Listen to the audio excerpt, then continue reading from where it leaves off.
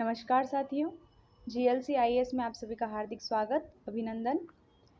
मध्य प्रदेश लोक सेवा आयोग द्वारा आयोजित GS पेपर 2 कैसा रहा, देखते हैं इसके प्रश्न। जो 3 मार्कर है उसमें पूछे गए हैं। उद्देश्य प्रस्ताव से आप क्या समझते हैं?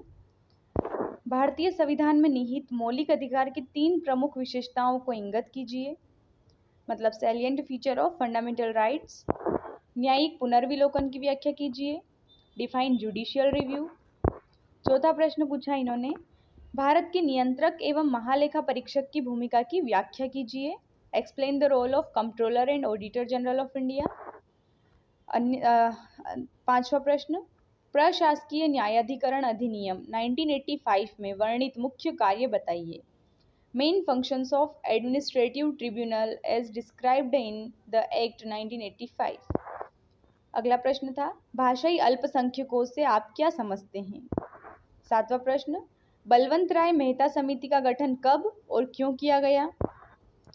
बाल अधिकार संरक्षण अधिनियम 2005 का उद्देश्य क्या है? लोक प्रशासन के संदर्भ में लोकप्रिय संप्रभुता के सिद्धांत की व्याख्या कीजिए, पॉपुलर सॉवरेनिटी। कौटिल्य के अनुसार राज्य के प्रमुख अंग कौन से हैं? टैगोर के अनुसार सच्ची स्वतंत्रता का अर्थ क्या है? पेपर जो है काफी कंसेप्चुअल रहा। जयप्रकाश नारायण द्वारा वर्णित लोकतंत्र के 5 स्तंभ कौन कौन से हैं? नवीन लोक प्रबंधन के 3 ई क्या है, मतलब 3 E's of new public management बताने थे।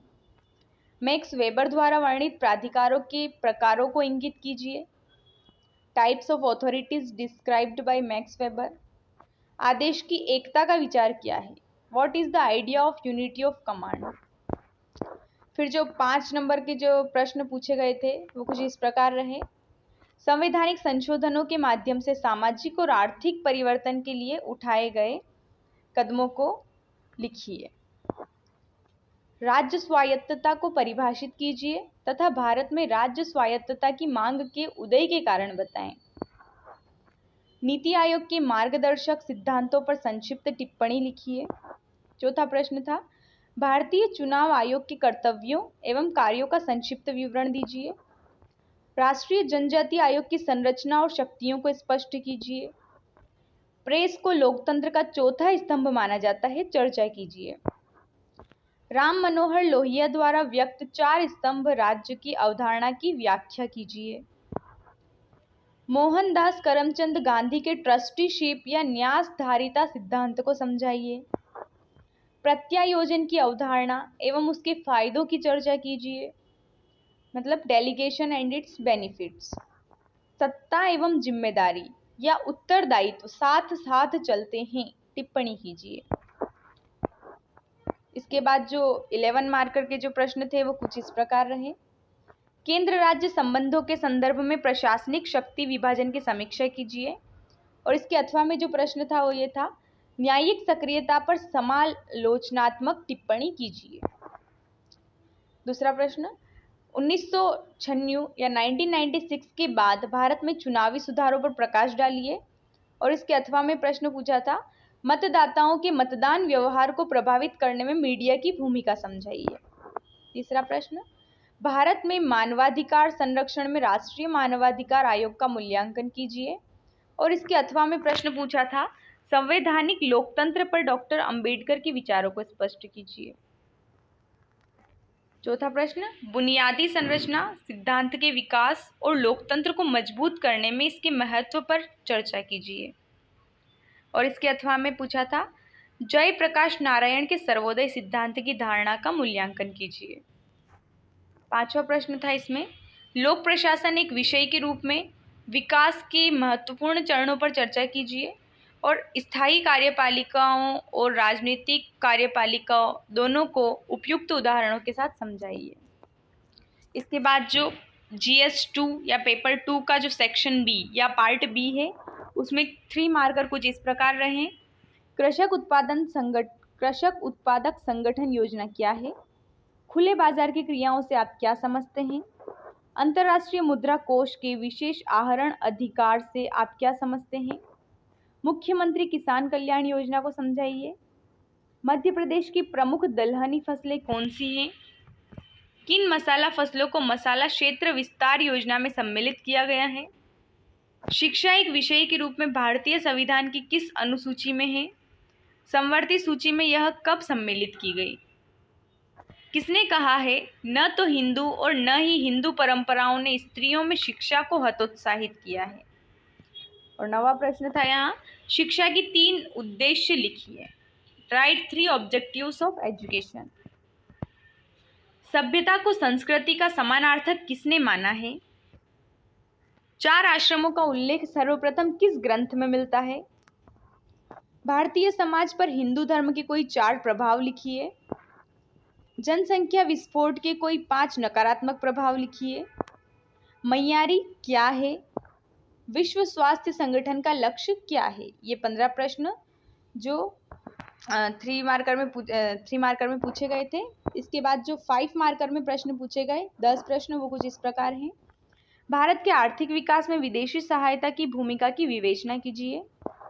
भारत में क्षेत्रीय असंतुलनों के कारण लिखिए। मध्य प्रदेश के औद्योगिक विकास में अनुकूल कारकों पर प्रकाश डालिए। मध्य प्रदेश की महिला नीति 2015 के तहत मध्य प्रदेश सरकार द्वारा उठाए गए प्रमुख कदमों का उल्लेख कीजिए। प्रारंभिक शिक्षा के सार्वभौमिकरण के प्रमुख लक्ष्यों की विवेचना कीजिए। वरिष्ठ नागरिकों पर राष्ट्रीय नीति 2011 में उल्लेखित हस्तक्षेप के विभिन्न पहलुओं की विवेचना कीजिए। सभ्यता का टकराव क्या है? फैमिली कोर्ट एक्ट 1984 को समझाइए।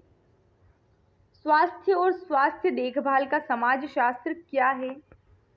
और अंतिम प्रश्न था 5 मार्कर में, कुपोषण क्या है?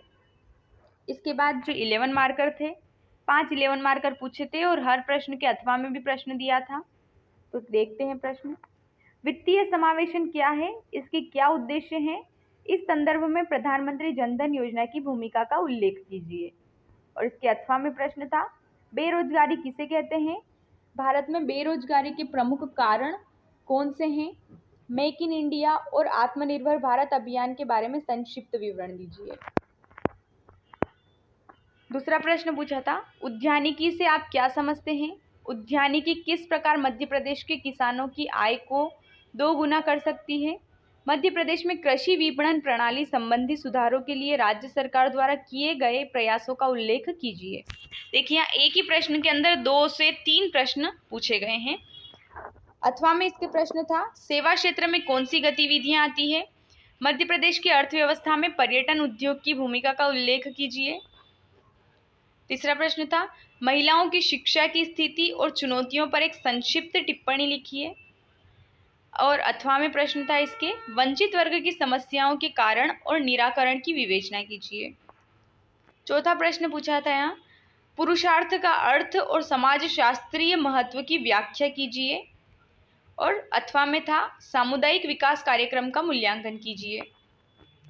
और अंतिम प्रश्न था जीएस पेपर 2 का पार्ट बी का अंतिम प्रश्न और पूरे पेपर का अंतिम प्रश्न, नातेदारी को परिभाषित कीजिए तथा नातेदारी की रीतियों की व्याख्या कीजिए। और अथवा में प्रश्न पूछा था इसके, विश्व स्वास्थ्य संगठन के उद्देश्यों और कार्यों की विवेचना कीजिए। इस प्रकार ये जीएस पेपर 2 को हमने देखा कि क्या क्या प्रश्न थे। इसकी पीडीएफ अगर आपको प्राप्त करनी है तो आप GLC IAS ऐप डाउनलोड करें, वहाँ पर आपको इसकी पीडीएफ मिल जाएगी। धन्यवाद।